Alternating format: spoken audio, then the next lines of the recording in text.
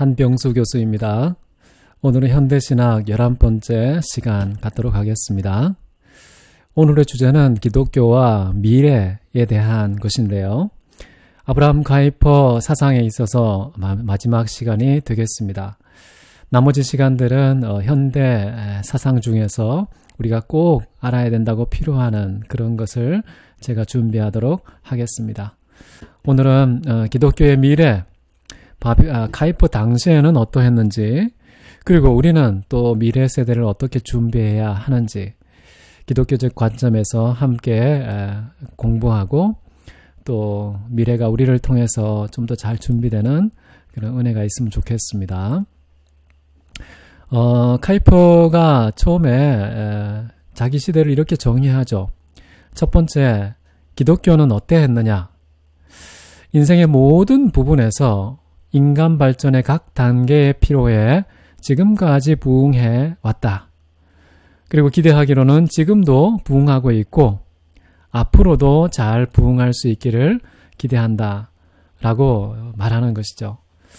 오늘 나누는 그 강의의 가장 큰 핵심은 앞으로도 과연 기독교가 이 세상의 인생의 필요를 가장 잘 채워줄 수 있는 그런 세계관인가 라는 내용을 나누는 것입니다.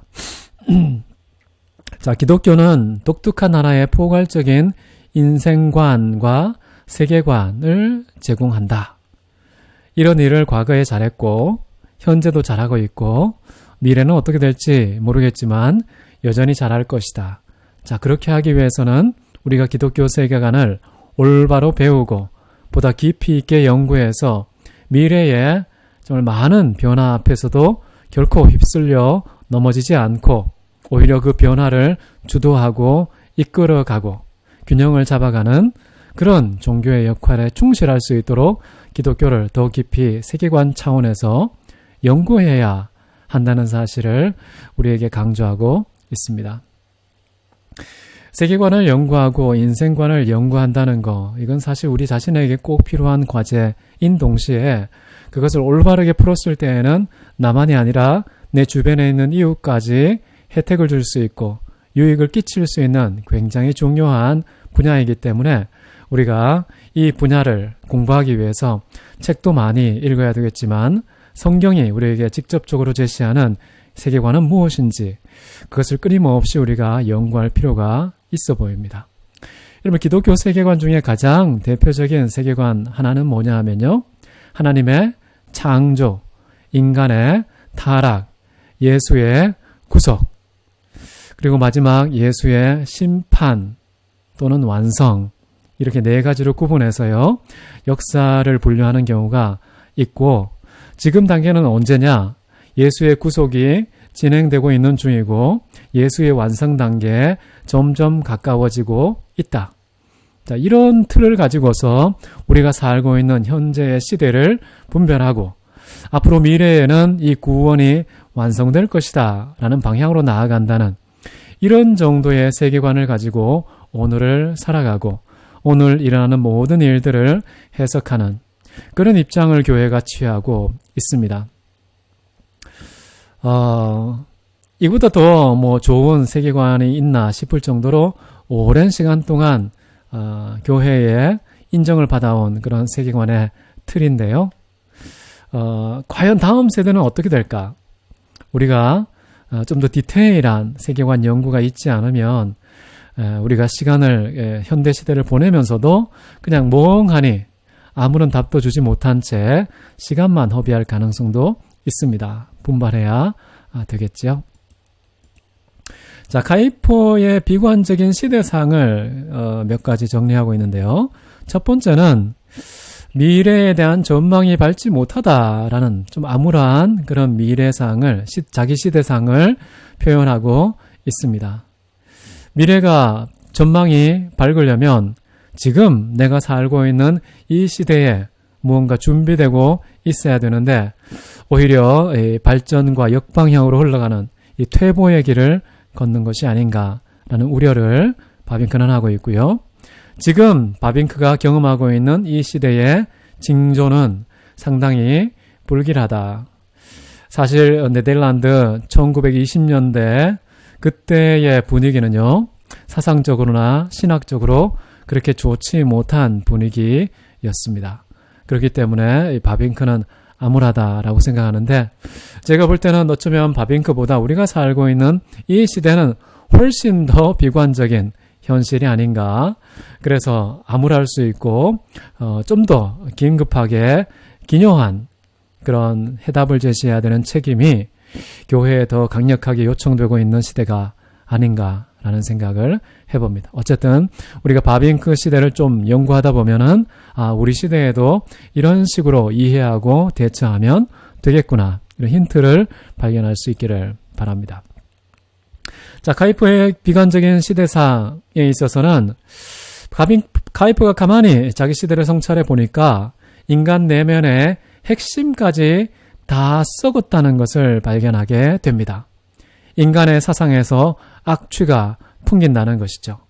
지성적인 활동, 예술적인 활동, 정치적인 활동, 경제적인 활동, 모든 영역에서 정말 인간의 중심이 썩어서 가장 근원적인 그 문제가 해결되지 못해서 다양한 증후가 나타나야 되는데, 그런데 더 안타깝고 비관적인 그런 이유는 뭐냐 하면요, 삶의 외적인 면에서는 눈이 부시도록 찬란하고 현란한 그런 시대이기 때문에 훨씬 더 심각한 위기의 때다라고 카이퍼는 지적하고 있습니다. 여러분은 어떻게 생각하고 계십니까? 문제가 문제로 드러나야 되는데 이 내적인 문제가 뿌리까지 썩어 굉장히 심각함에도 불구하고 겉으로 나타난 삶의 외적인 부분에서는 마치 더 현란하고 아름답고 발전된 이런 것처럼 보이니까 사람들이 문제를 제대로 파악하지 못하고 현실을 제대로 인식하지 못하고, 그래서 결국 이 현실은 악화 일로를 걷게 되고 회복과 새로운 해결책 제시가 전혀 이루어지지 못하는 그런 시대일수록 훨씬 더 심각하다라는 것이죠.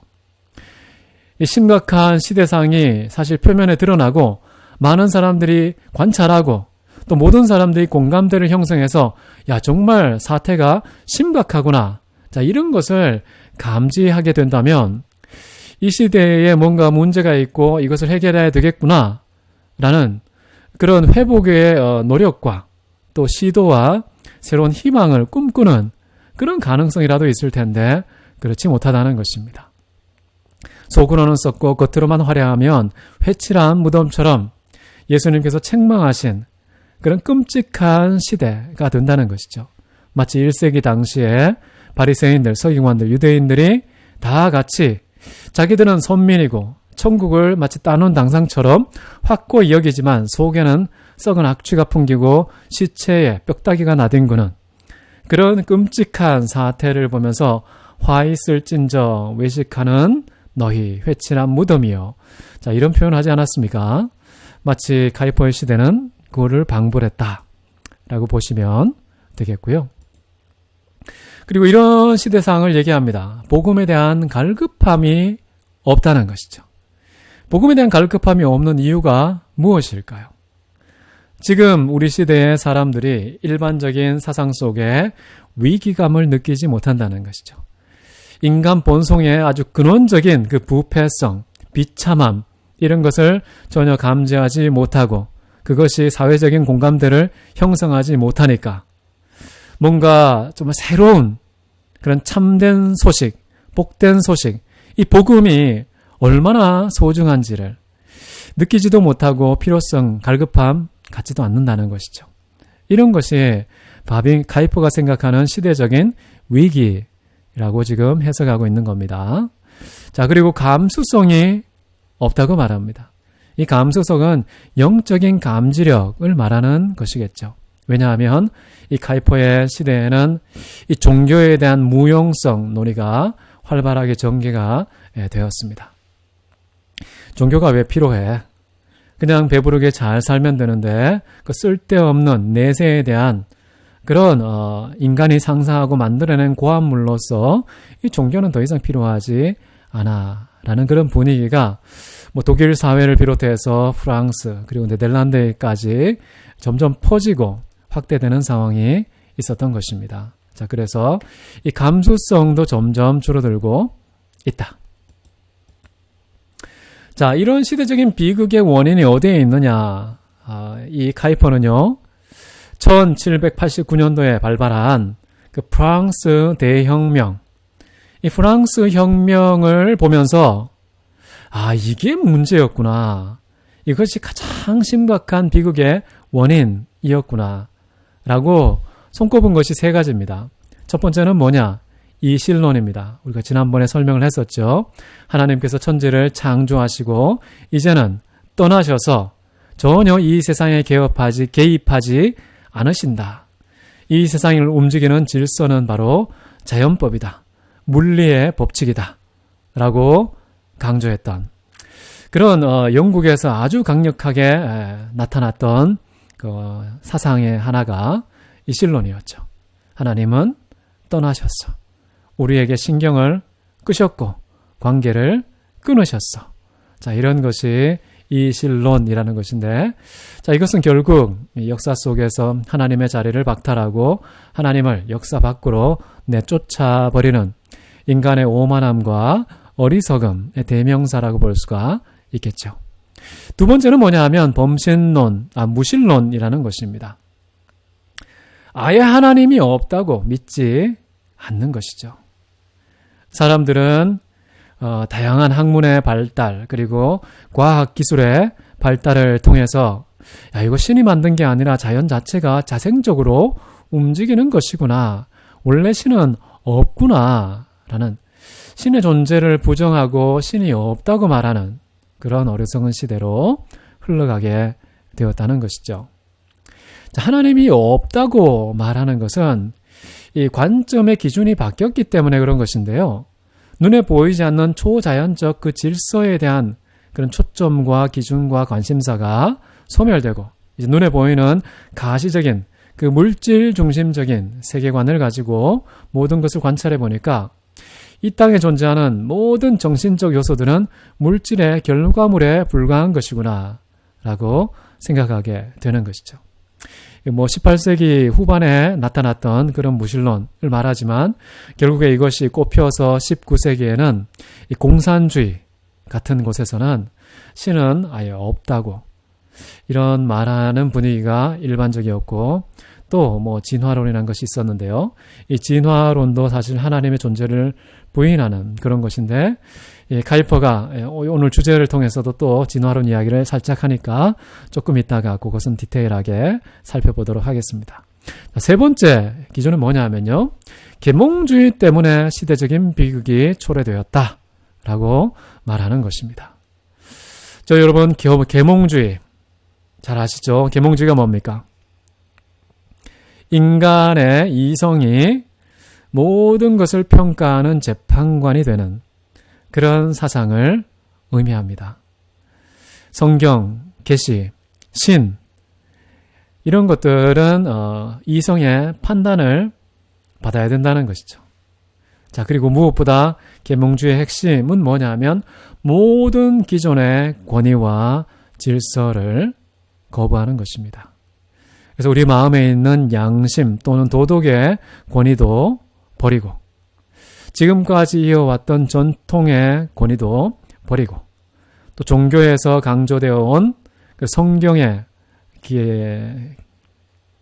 규범도 버리고 어떤 신적인 권위도 당연히 갖다 버리고 그래서 모든 걸 버리다 보니까 무신론처럼 하나님이 더 이상 이 세상에 개입하지 못하는 그런 단절적인 현상이 나타나게 되었다.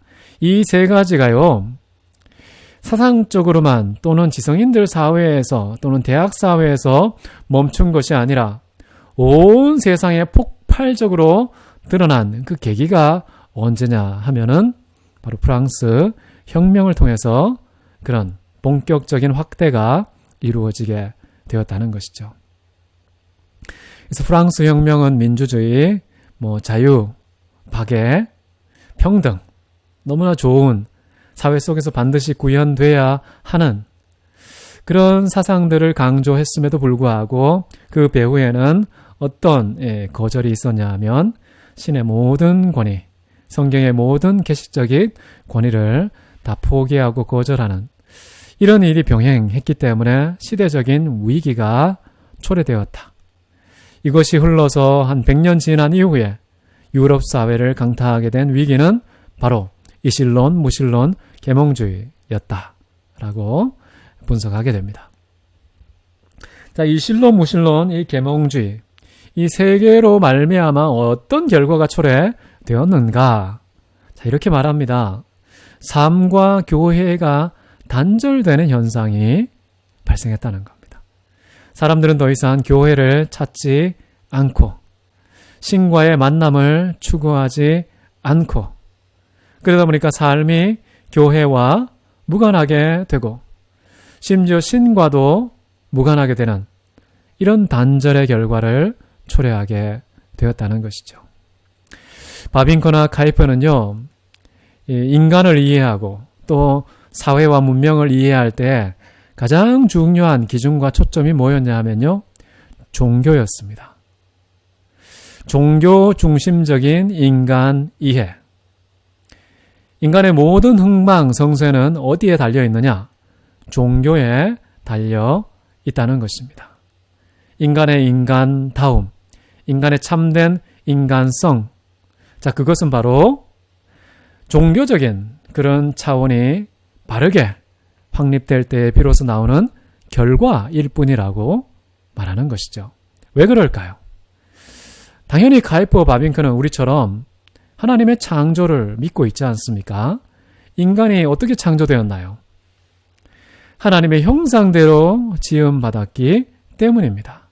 그래서 인간의 본질은요, 종교와 결부시켜 해석해야만 비로소 인간의 참된 본성과 정체성을 규명할 수 있는 것이죠.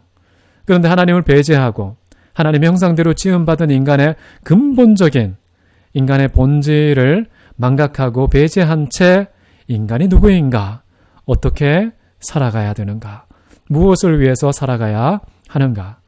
이런 인생의 가장 중요한 그 질문들을 던졌을 때 어떤 답변이 주어질 수밖에 없을까요?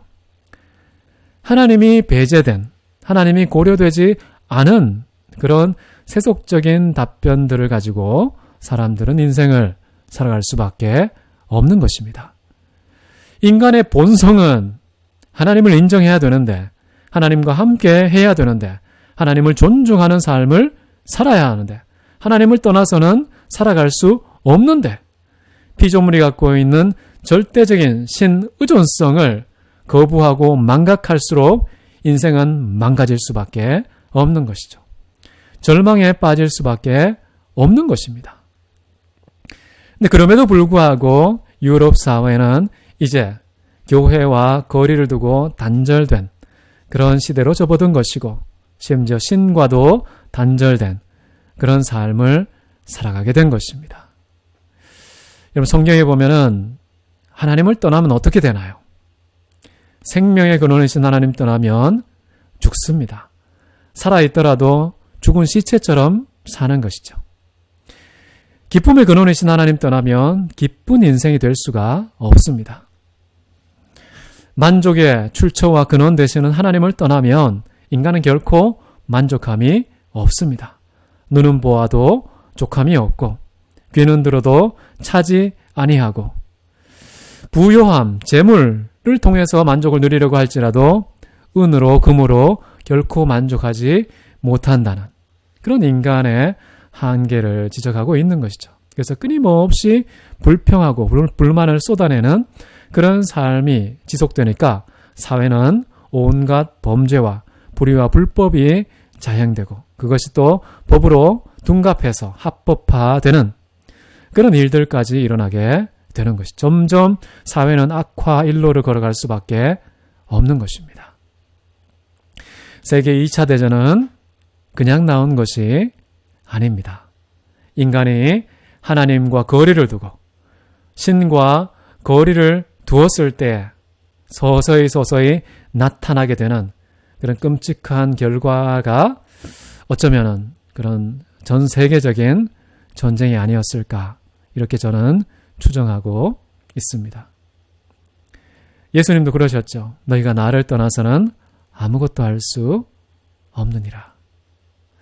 우리의 신분과 존재도 그렇지만 우리의 인생과 활동 여기에 있어서도요. 하나님을 떠나서는 아무것도 못하는 것이 인간이다. 이런 인간의 본질을 잘 안다면 우리도 우리 미래를 어떻게 준비해야 하는지, 이 시대가 어떻게 흘러가는지 대충 예측할 수 있을 것 같습니다.